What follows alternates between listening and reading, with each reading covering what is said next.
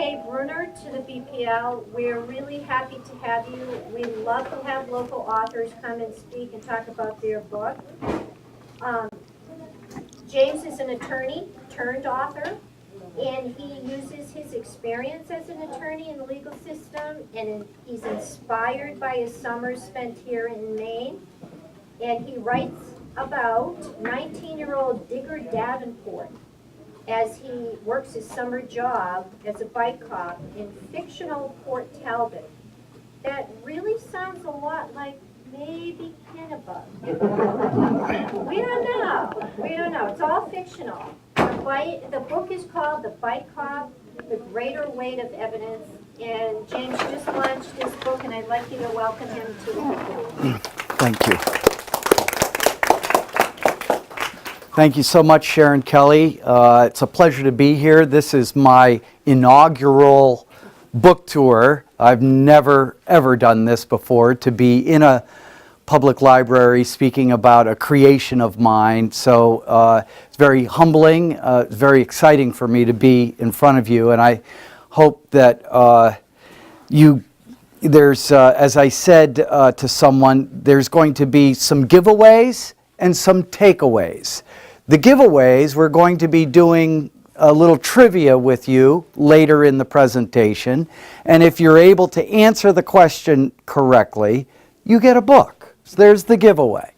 The takeaway, I hope that there's something of my history and my experience coming to Maine as an upstate New Yorker that you can take away with you and maybe appreciate those people from away more kindly, perhaps. I don't know.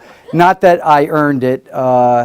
No, we probably casted the aspersions on those people who came from out of state and raided into Maine. I'm not sure we represented the out-of-staters very well as a kid. And that's allows me to kind of segue into why I wrote this book. First of all, I found Maine to be very, very special. Even as a kid of 6 years old, when I came to Kennebunkport, but back up the bus a little bit, Mom and Dad, my dad was a Episcopal minister and held these summer chapel jobs. If you want to know a good gig, it's to get the summer rectory and the summer chapel in Maine. And we started in Castine, Maine, before I was born, and we lived in the Dice's Head lighthouse up there, just above the Merchant Marine Academy, the Maine Maritime Academy. And then we went to Winter Harbor. And I don't know if you know Winter Harbor at all, but you go down this section of Winter Harbor and there's the golf course. And I didn't realize it because I was so young, but it's like a Stepford society of beautiful homes with their own golf club, their own tennis club, their own yacht club.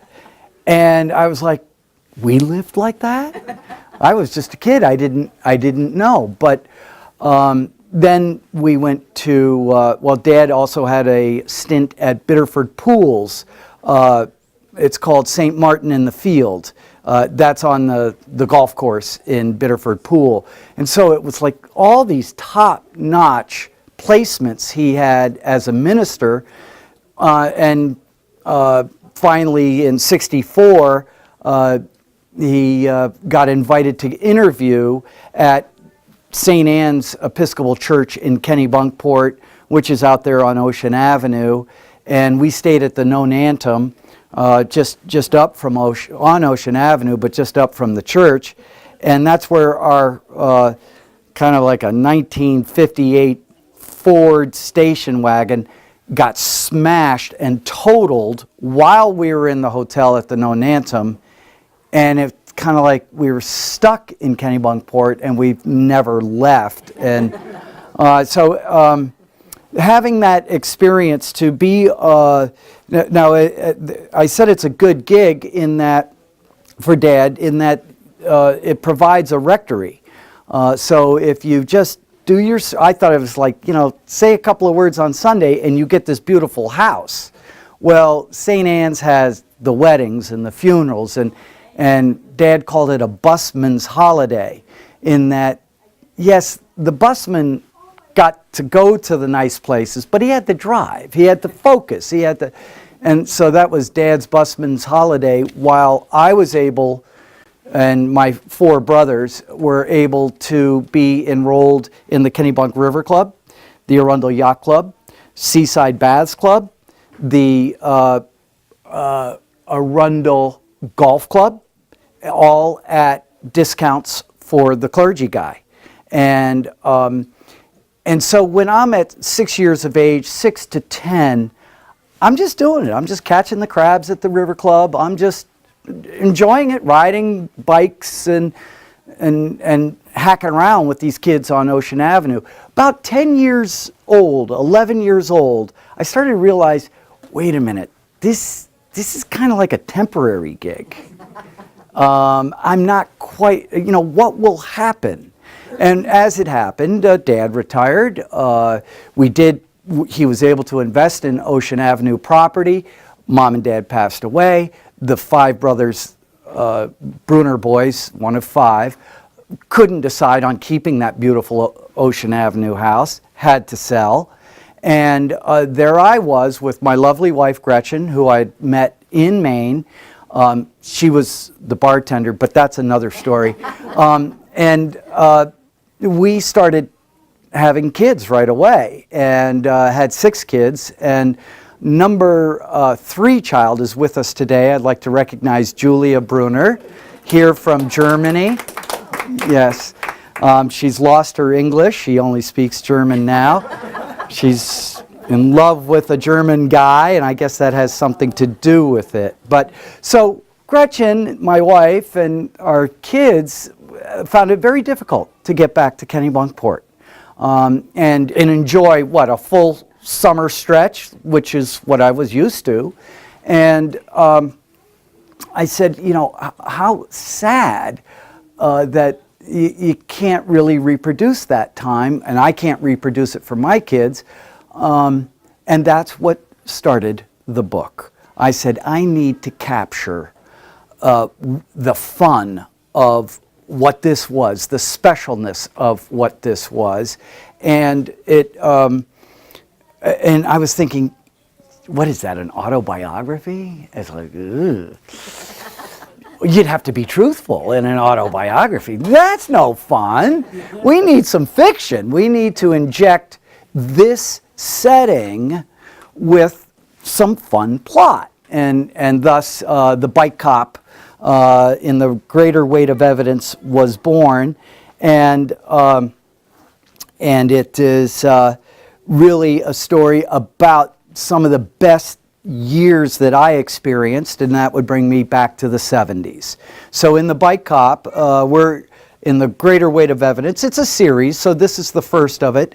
We are in 1977.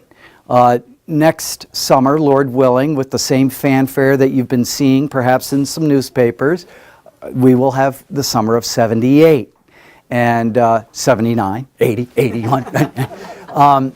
And I'd like to develop really a platform around Port Talbot, which is loosely associated to Kennebunkport and this whole area. So we'll be looking for some scenes in Berwick and so forth, but we'll see how that comes. I tell you, when I'm writing, I'm at the keyboard. This is it. This is but it is so exciting to write fiction because you're like, and Digger went down the road, and you get an idea, and you're like, and you can just go, and it has nothing to do with reality. Of course, you want it to remain credible, but in this book, anyone familiar with the Kennebunkport area? Crow Hill. Does anyone remember what Crow Hill was? That's where the police station was on the way to Cape Porpoise. There's a water tower, And the police station was right under the water tower. So, you know, I don't want to give this thing away, but wouldn't it be cool if that water tower blew up and wiped out the police station? Yes. So we can do that in fiction, and that's, it really is cathartic or therapeutic to write like this, because my writing has normally been in pleadings. And you have to be concise and so forth and so on in pleadings.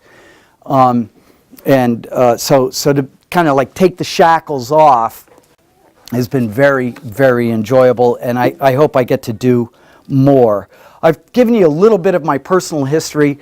Some of it is involved the Bush family, which we've come to know quite well through the years, and just a very special relationship to be the minister's kid when President Bush was on the vestry, and you know, actually grow with his family. I grew up with his kids and stuff. I want to share maybe two Bush stories with you. So when he was primarying Ronald Reagan, that was his first kind of step out. He had gone, I guess, he had gone chairman of the Republican Party to maybe something under Nixon. It was either envoy to China or he was CIA director. These things were happening and were very exciting in Kennebunkport to see it happening. But then it was like, boom, he announces he's running for president. It's like, the town gets stoked over that. And then my dad says, well, they're going to be holding a couple of meetings over this at the rectory. The rectory sits on the tip of a peninsula, and it's, I like to call it a 12-bedroom house. It's really about 7, but there's another like 5 bedrooms up in the attic that aren't. 12 gives the right feeling, though. It's huge. It's the rectory. And this is where candidate Bush decides to have his strategy sessions on what's he going to say about China? What's he going to say about economic policy? And so they're in our house from 8 a.m. to 6 p.m. People from Harvard, Yale, Stanford are flown in. Policymakers out of D.C. flown up, some of which stayed in the rectory. And you'd go into the living room, and there would be candidate Bush with a clipboard, and he'd say, okay, we've got Joe Schmo from Stanford on China, policy. Go, Joe. Well, yes, Mr. Bush, what you want to know is blah, blah, blah, blah, blah, blah, blah, blah, blah, blah. And, it's just this incredible condensation of the world into our living room by the best experts. Well, about day 2 of this, I'm not really watching it, but day 2, I'm in our kitchen in pretty much my skivvies, or, PJs, if you will, and I'm just eating cereal. In comes candidate Bush, and I'm like, hello, Poppy, how are ya? And he goes, hey, young fella, goes right over to the princess phone. And I guess we were push button at that time. And he goes, this is candidate Bush. I'd like to make a comment on Andrew, who was our ambassador to the UN from Atlanta. He was the mayor. I'd like to make a comment regarding Andrew Young's statement about South African policy. I find that this is blah, blah, blah, blah, blah, blah, blah, blah, end quote. And he just hangs up the phone and he goes, how about them apples? And then he leaves the room and I'm like, who's Andrew Young? What was that? I get in the car a couple hours later and I'm driving, and telling you, it was a charmed existence. I'm in a 68 Cadillac convertible, white, we called it the white land shark, a white shark, And I'm cranking, trying to get the rock and roll on. I don't know, I'm probably 18, 17, I don't know the years, but, and then it's like, in news today, reporting from Kennebunkport, candidate Bush, and it's like, boom, there's the quote. And I'm like, that was in my kitchen. That's one of my favorite stories, but, and one other is that he would preach, he would come to service, and the rectory was so close to the church that, and he would be at the 10 o'clock usually. Well, don't you know, they have to do a bomb sweep of our house at like 8:30. That's when my beauty rest is. And what do you know? How do they do a bomb sweep in that day? German Shepherds. So I'm like half asleep, and I got all through my room with people that look like they're in riot gear with just doing this, and I'm like, am I awake? Anyway, a couple of stories from growing up there. So I wanted to condense it. I don't trade on the Bush stuff in this book at all. We do have in this book a senator that lives out on Witten Point. Maybe in the sequel we'll be getting into some sense of that, but not directly at all. So you know why I wrote the book. I wrote it for my children. It's dedicated to my kids so that they would have a lasting impression of what it was like back then. But it's not all fluff. The plot is that at this hotel, and there's several of them. Does anyone know some of the big hotels in Kennebunkport from the day? Colony. Any others come to mind? Those big things out on the water. Nonantum, huge. Shawmut Inn, and the Narragansett. These were all big beauties, and they had dorms for the workers that would come. And the workers would come from Boston, they'd come from Rhode Island, they'd come from Virginia. And in our story, 2 girls come up from Virginia and get a job here in the colony. And one of them ends up dead on the rocks in front of the colony, and a black bellhop from the colony is framed. It's not the colony, hello, it's called the Brigantine Hotel in the book, and our town is Port Talbot. It's not Kennebunkport. The sheriff who's running for office and the DA also running for office, they've got a primary that summer. They're only so happy to have their culprit in jail, the black bellhop. Digger Davenport, the hero, having taken the job at 19 years of age, just to ride the bike around and help tourists and maybe some parking tickets, he gets wind of some information that undoes this theory. And he comes against all manner of evil, all manner of odds, single-handedly to bring the right evidence, and it culminates in a courtroom scene, much like you've seen, where Jack Nicholson's like, "You can't handle the truth," but better, yeah. But in this tough thing, what we're getting at is northern attitudes towards race, southern attitudes towards race. We're getting at local attitudes towards summer folk attitudes towards locals. Every area of conflict that I could find, and we're like, I put it in there. And hopefully everybody walks away offended equally. Not anyone's picked on. Yeah, we get into the race issues. There's even some, Digger is what would you call, a mainstream kind of Christian boy. And he's wrestling with the things of that day. And how does he process that? And So we get into some things like that. And what I'd like to do is just read a little bit of it, and then we're going to play our game. So if you can stay with me, then we'll move to trivia and see who's a winner. Okay? Are we doing all right so far? All right. So we start back when Digger's 11, and I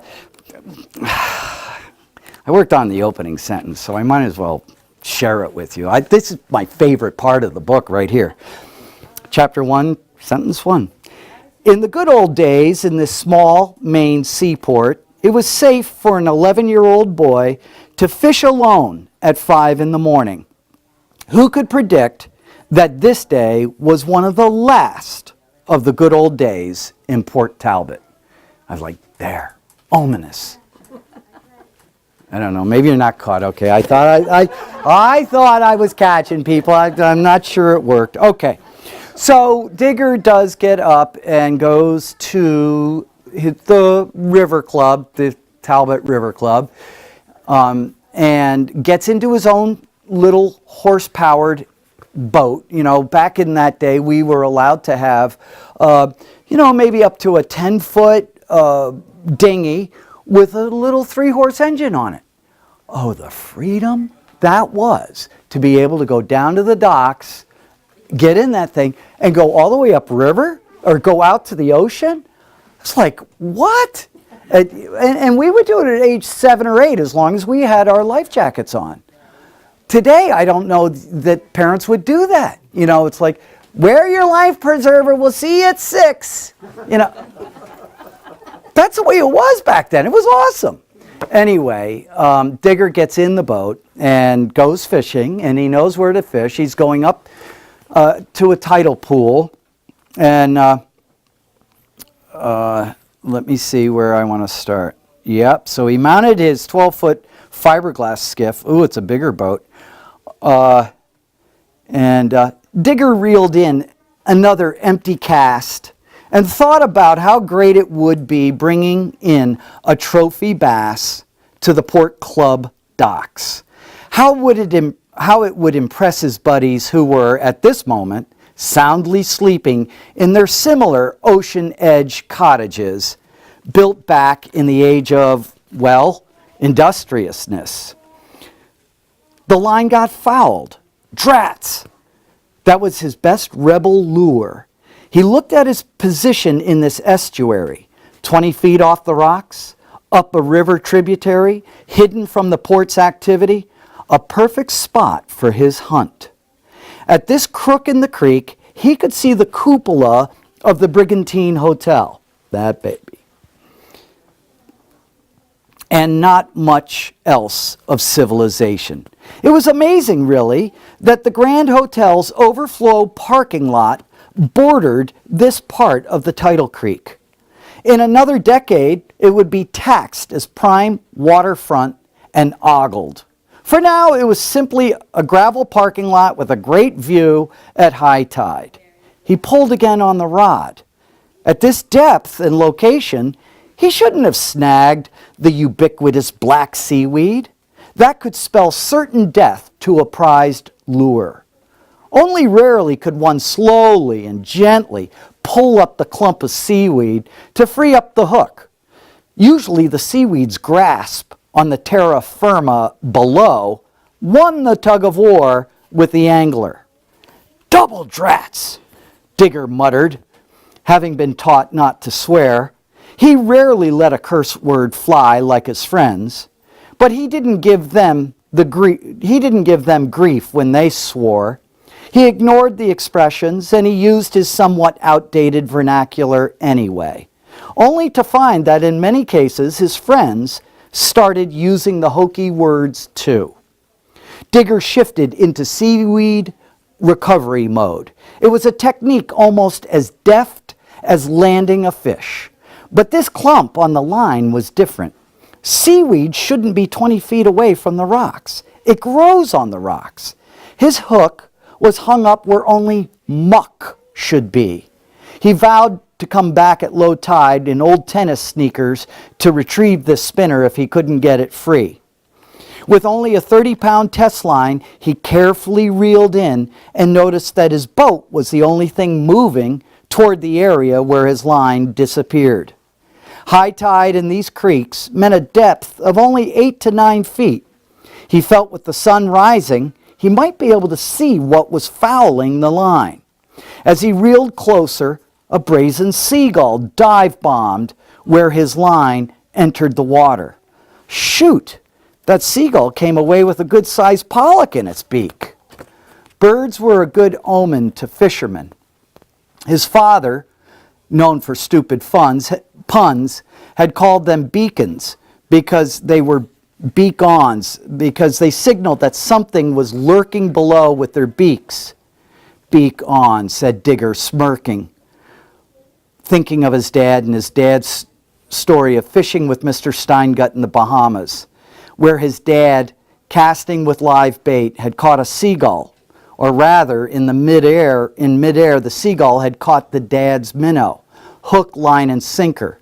Dr. Davenport would relay the story like a true fish tale, with enthusiasm, grandiosity, and pride as he explained what it was like fighting the beast in the air, zigzagging, flapping, squawking, and the dramatic conclusion of Mr. Steingut pulling a shotgun from under the gunwales of the boat and blasting the bird, which showered the boat in pin feathers.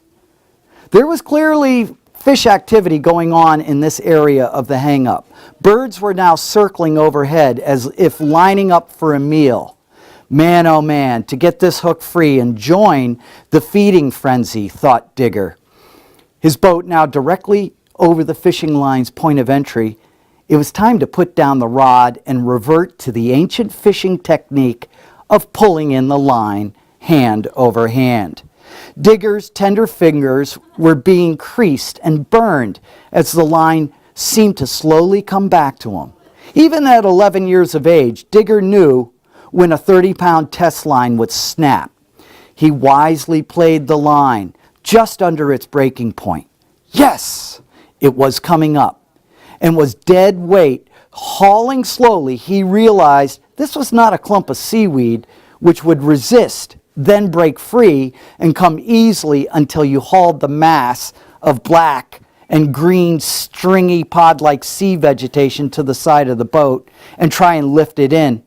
Often, if one were successful loading seaweed clumps into the boat to untangle a lure, one had to be careful of hidden hitchhikers that would abandon their vegetative universe when the clump hit the deck of the boat. Crabs, having hissy fits, would start scurrying about the deck with pincers cocked open and pointing up in the air as if to say, "Where are you? Who disturbed my home? I'm going to reach up and snip the crap out of you. Where are you?" Understandably, they would have a serious attitude problem.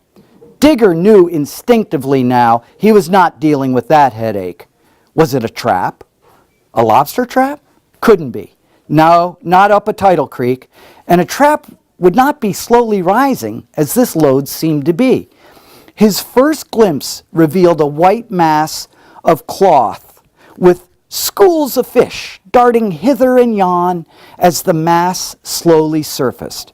He thought he had hooked a sail or a tarp. What the heck?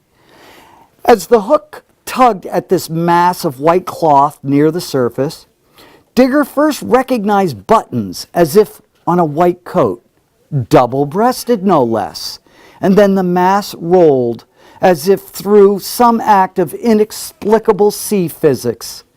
It had tattered flesh caused by the feeding of the multitude of swirling fish, like what he remembered of seeing a partially decomposed seal.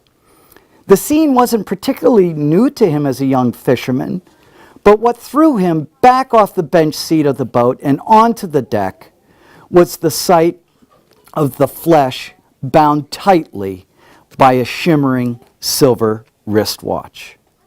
Digger's mind flooded immediately with the realization that this was not a seal or a fish. This was the body of a half-eaten human that he had to think clearly about on how to handle. He didn't realize it then, but it was something that would forever rock the safety and naivete of his youth in the good old days.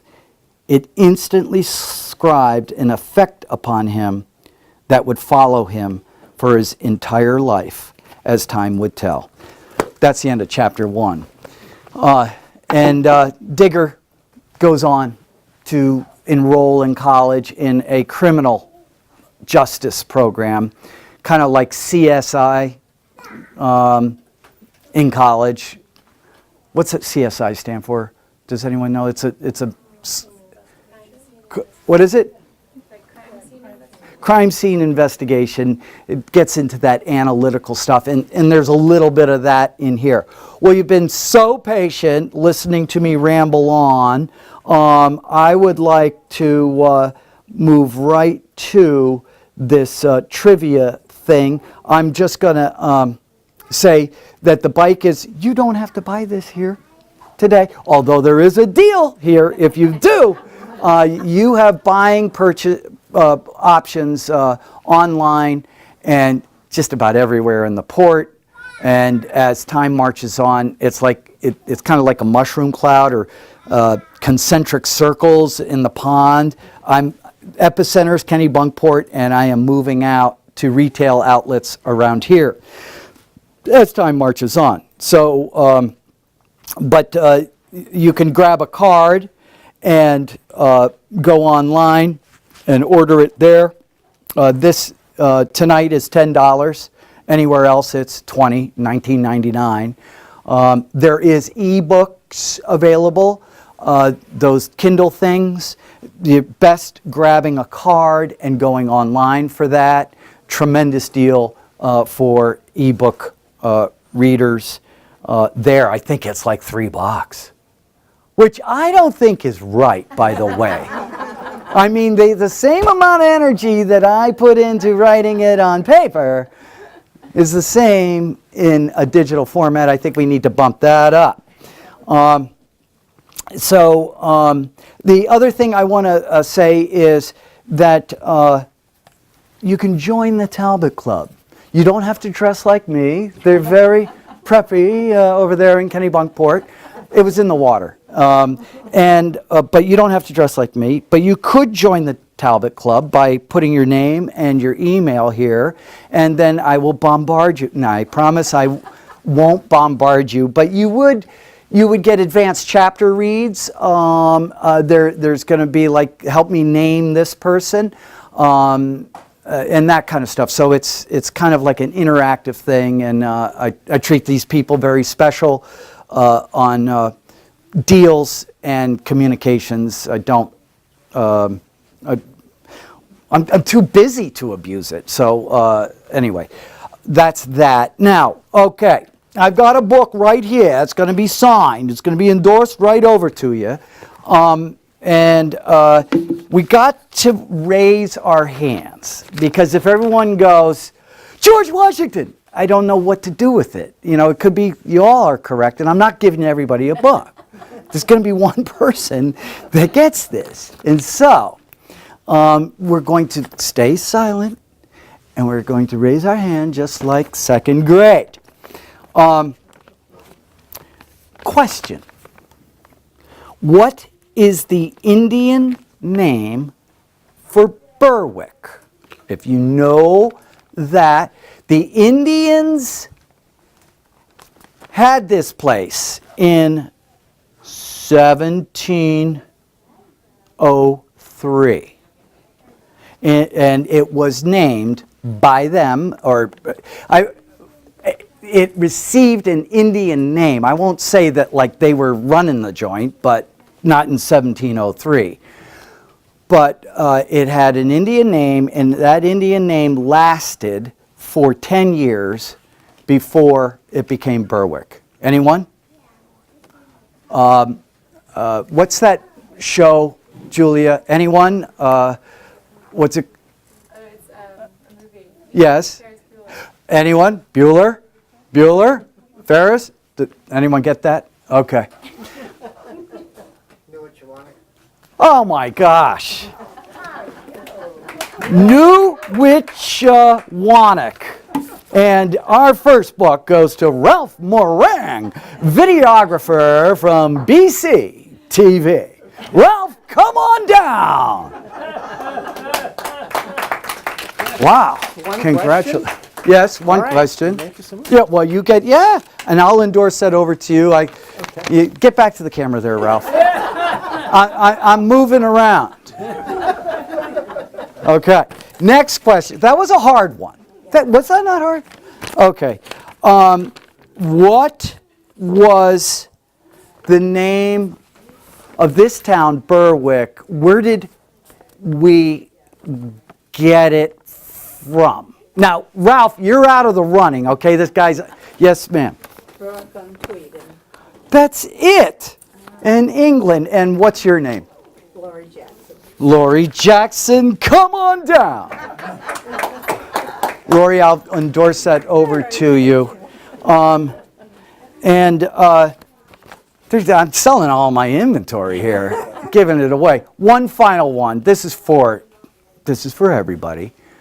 We are in the midst of a celebration in the state of Maine. I would like to know, got to raise your hand. What year did Maine become a state? Sir? 1820. Hey, up. That's it. Now, what's your name, sir? Gerald Woodward. Gerald Woodward. There you go, sir. And that's it on the freebies. And I am now ready to sit, mingle. I'm done. And I want to thank you for coming. I'm happy to sign and sell and do whatever. But Sharon, back to you. Can we ask questions? Oh, yeah, shoot. Yeah, I'm sorry. Of course. So, you're on one side of the courtroom and cops are on the other. So how does Mr. Bike Cop, I can't wait to read the book, but the lawyers and cops don't always get along, do they? No, and so Digger is on the side of the cop side. Right. Okay, and we see a couple of key defense lawyers, and the defense lawyer is a black minister who has a law degree. His name's Reverend Justice, and lest you think the name is like whacked, I actually knew a guy that had that last name as a lawyer, and so that's the defense counsel over there. And you're right, there's a chasm between the two. But from my writing perspective, I know enough about both sides of it to enjoy it and have them get mixed up. But Digger's supposedly on the good side, the cop side, if you will. It's still the good side. Hello. And what he's come up against is that the DA, supposedly on the good side, is, forgive my French, but hell-bent on making sure that this fella, George Williams, the black bellhop, gets convicted. And so we have the good guys now fighting kind of one another, and a 19-year-old talking to like a 50-year-old guy running for office going, "Sir, I don't think you have the right man."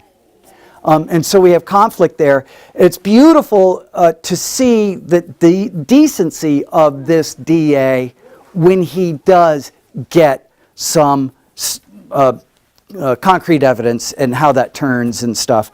But I don't know if that answers the question. I don't know. I just pick up on my experiences and, you know. And one more question about the bike cop. Yep. Is he a summer policeman or is Yes, he full-time? he's a summer kid, and he's from Ocean Avenue, and he dresses like this. And the kids that were applying for it, they're good.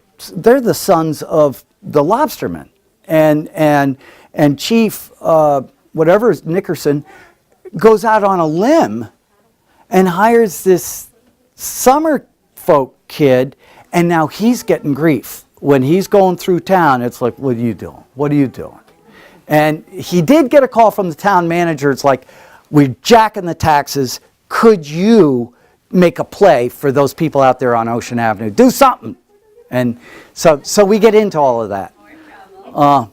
What else? Any other I have questions? a question about what your practice was. I was it's called door law. Whatever comes through the door was that was my specialty. I would answer that, like if you said, what's your area? I would say, I'm sorry, what do you do for a living? And what do you do? Well, I'm retired now, but Retirement benefits law is my specialty. Then it was the plumber. Then it's a general practice, small time firm that fed all of these kids and paid the mortgage and so forth. Didn't get me back to Ocean Avenue, but we're working on that with this book. Anything else? All right, so Sharon, how do I do this? There's cookies. The cookies have got more draw than... They always do. Thank you so much for coming. Yeah, This my was pleasure. great, James. My pleasure. Thanks Thank so you for much. having me.